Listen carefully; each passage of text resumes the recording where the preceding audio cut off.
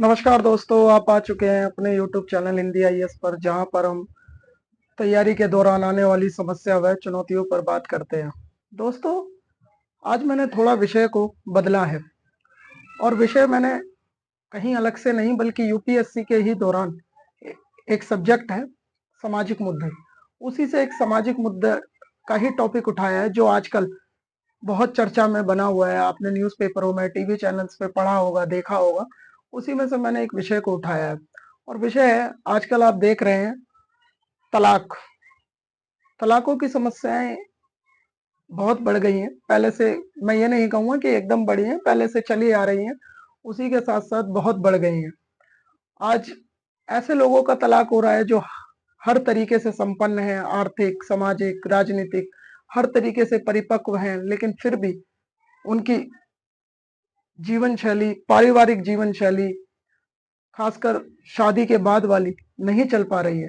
तो इस विषय पे मैंने थोड़ा सोचा, जाना, फिर पढ़ा, कई आर्टिकल पढ़े न्यूज़पेपर के, कई पेपरों को खंगाला, कई रिपोर्टें देखी अलग-अलग। फिर मेरे को सब में जो कॉमन चीज़ मिली वो 3 चीज़ें मिली।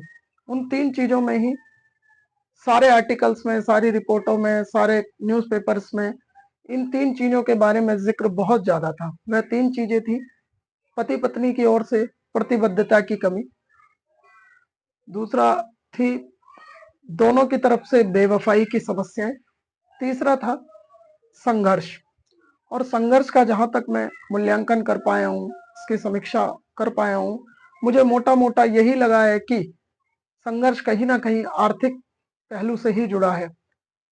परंतु मैंने जब अभी हाल ही में 2 केस सामने आए, एक हार्दिक पांड्या वाला और एक दुबई की राजकुमारी है, उनका भी हाल ही में डिवोर्स, तलाक होने जा रहा है। उन्होंने अपनी पुष्टि अपने ही इंस्टाग्राम हैंडल से की है कि मैं अपने पति शेख साहब से तलाक ले रही हूँ। इसी तरीके की खबरें अभी इंडियन क्रिकेटर टीम के हार्दिक पांड्या अपनी मिसिस से तलाक की सुर्खियां बनी हुई हैं, आप देख रहे होंगे विभिन्न न्यूज़पेपरों में, टीवी चैनल्स में। तो इन 2 घटनाओं से, बाकी आपने बिल गेट्स का कुछ समय पहले देखा था, बिल गेट्स जी का तलाक हुआ, फिर रायमंड के जो मालिक हैं, ओनर हैं, उनकी भी घटनाएं सामने आई, और बाकी और बहुत सारे तलाक ऐसे होते रहते हैं जिनकी शायद हमें खबर नहीं है, या है तो वो बहुत व्यापकता से बड़े नहीं, सोसाइटी में रजामंदी से हुए और फिर वहीं की वहीं बात दब गई। लेकिन ये कुछ ऐसे तलाक हैं जिनका असर बहुत दूर तक जाता है, जिनके बारे में लोग कोट करके एग्जाम्पल सेट करते हैं।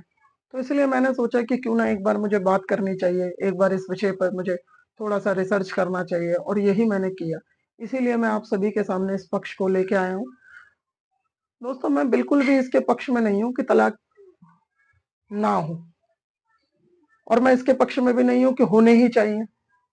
क्योंकि देखिए, जब 2 व्यक्ति हैं, दोनों स्वतंत्र हैं, दोनों बंधनों से मुक्त है, तो क्यों एक दूसरे पर एक दूसरे को थोपे।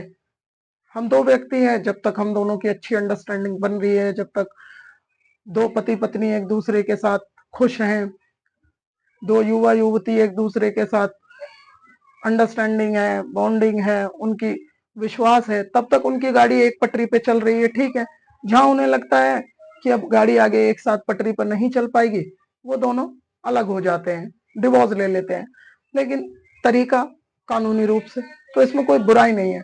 लेकिन फिर भी इसका एक नकारात्मक पहलू समाज पर तो पड़ता ही है। समाज तो कहीं ना कहीं इससे अछूता नहीं रहता। आप जानते हैं, आप जितने भी बड़े ये तलाक समाज में हो रहे हैं, इनकी व्यापक घटनाएं हमारे सामने आ रही हैं, फिर कोई भी एक अपर लेवल से जब नीचे की ओर कोई चीज प्रभाव होती है, मूव करती है, तो उसका असर सब तबके पर पड़ता है। अमीर हो, गरीब हो, किसी भी वर्ग का हो, किसी भी जाति समुदाय का हो, सब पे पड़ता है। इसीलिए मैंने सोचा कि इस पर थोड़ा बात किया जाए। और सिर्फ तलाक 2 व्यक्तियों का कभी नहीं होता, इसका भावनात्मक, मनोवैज्ञानिक असर हमारे बच्चों पर, हमारे परिवार पर, हमारे समाज पर पड़ता ही है। हमें ऐसा लगता है कि हम 2 थे, हमने शादी करी, हमने एक दूसरे के बंधन में बंधे, आज हमारी नहीं बन रही है, हम दोनों तलाक ले रहे हैं। ऐसा बिल्कुल नहीं है दोस्तों। आपने देखा होगा कि हम एक संयुक्त परिवार में रहने वाले थे, अब समय धीरे धीरे बदला तो हमारे न्यूक्लियर फैमिलियां हो गई। न्यूक्लियर फैमिलियां होने के बाद जटिलताएं ज्यादा बढ़ी, क्योंकि जब संयुक्त परिवार था तो हमें डिसीजन लेने में बहुत लोगों का दृष्टिकोण मिलता था, माता पिता, परिवार के अन्य सदस्य। परंतु अब जब हम न्यूक्लियर फैमिली की तरफ अग्रसर हो गए हैं तो वहाँ पति पत्नी और बच्चे, इसे न्यूक्लियर फैमिली के अंतर्गत रखा जाता है। और वहाँ हम कई बार ऐसा देखा गया है कि जटिल से जटिल समस्या को भी हम अपनी पत्नी से डिस्कस नहीं करते, या पत्नी पति से नहीं करती है। सोशल मीडिया का दौर है, हम कई लोग दोस्त बना लेते हैं, हम सोशल मीडिया पे एक्टिव रहते हैं, और बात धीरे धीरे इतनी बढ़ जाती है कि वह पर्सनल हो जाता है। पर्सनल से वह भावनात्मक रूप से हमसे जुड़ जाते हैं, इमोशनली जुड़ जाते हैं। उसके बाद धीरे धीरे फिजिकल तक बातें पहुंच जाती है। और जहां हमारा, जैसा कि मैंने तलाक के उन 3 कारणों में सबसे ज्यादा बताया, बेवफाई। बेवफाई की वजह से बहुत तलाक होते हैं। न्यूज़पेपर आर्टिकल्स में सेम यही शब्द लिखा था जिसे मैं बोल रहा हूँ, बेवफाई। इसी शब्द का जिक्र था। और इन सभी चीजों से समाज में एक नकारात्मकता फैलती है। फिर कोई भी तलाक लेता है तो वो उन तलाकों के एग्जाम्पल देता है कि देखो उसने भी लिया था, उसने भी किया था, उन दोनों की भी नहीं चली, मेरी नहीं चल रही तो मैं भी ले रहा हूँ। लेकिन हमारी न्यायपालिका खुद नहीं चाहती कि घर ज्यादा से ज्यादा बेघर हो, उजड़े, क्योंकि तलाक कोई अच्छी व्यवस्था नहीं है। यह हकीकत है कि इसके अलावा कोई दूसरी व्यवस्था भी नहीं है, लेकिन तलाक भी कोई एकमात्र उपाय नहीं है। इसके इसके अलावा इसके विभिन्न उपाय हो सकते हैं, जैसे पति पत्नी किसी भी नकारात्मकता, किसी भी उनके अंदर मिसअंडरस्टैंडिंग है, उस पर बात करें, खुलकर बात करें। और पति और पत्नी, पति पत्नी ना रहकर एक दोस्त की तरह रहें, ताकि वह अपनी हर बात एक दूसरे से शेयर कर सके, पर्सनल भी, घरेलू भी और सामाजिक भी। जिससे आप दोनों में व्यापकता बढ़ेगी, प्यार बढ़ेगा, गहराई बढ़ेगी, विश्वास बढ़ेगा एक दूसरे के प्रति। और जो ये समस्याएं, ये बहुत कम हो जाएंगी। तलाक तक पहुंचने की जो हमारी देश में प्रवृत्ति धीरे धीरे बढ़ रही है, वह बहुत कम हो जाएगी। और पति भी अपनी पत्नी को उसी हिसाब से दर्जा दे, सम्मान दे, मान दे। इन सभी चीजों से जब हम अवगत होंगे, करेंगे, तो हम खुद ही महसूस करेंगे कि नहीं, अब तलाक के स्तर बहुत कम हो रहे हैं।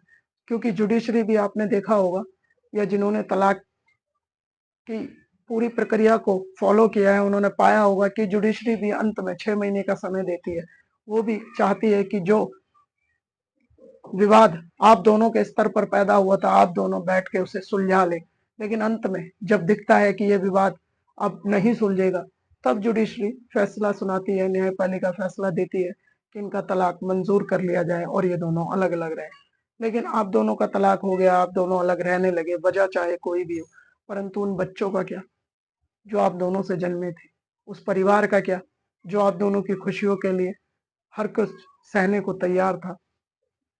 और समाज में आपने औरों के लिए एक उदाहरण सेट कर दिया कि जब उनकी नहीं चली तो हमारी भी नहीं चलेगी। क्योंकि आप जानते हैं दोस्तों, समस्याएं समाज में कभी एक नहीं हो सकती। हम अलग विचारधारा के, दृष्टिकोण के, अमीरी गरीबी के, हर तरीके पे अलग अलग दृष्टिकोण रखते हैं, सोच विचार हमारे अलग हैं। तो समस्याएं तो साधारण सी बात है, वो एक कैसे हो सकती हैं।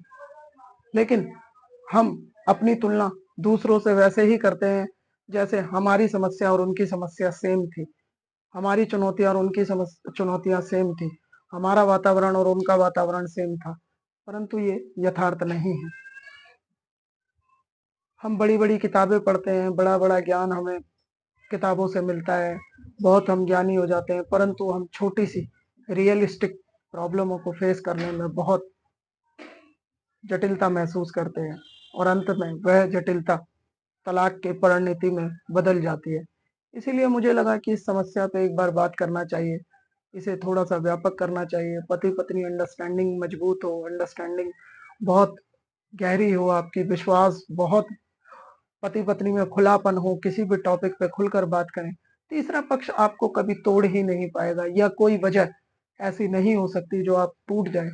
आर्थिक संघर्ष हो सकते हैं, परंतु अब आर्थिक संघर्ष को भी दोनों पति पत्नी अगर मिलकर सुलझाएं तो वह भी सुलझाए जा सकते हैं। वह भी अब इतनी बड़ी बात नहीं रह गए हैं।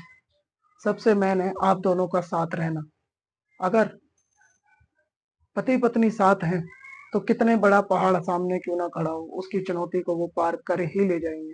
परंतु अगर आपने तलाक लेने की सोच ली, विचार कर लिया, तो आप भावनात्मक रूप से अंदर से बहुत टूट जाते हैं, चाहे पति हो या पत्नी हो, क्योंकि वह दोनों ही जानते हैं कि हम ले तो रहे हैं, लेकिन इसके बाद की क्या स्थिति होगी हम दोनों नहीं समझ सकते अभी।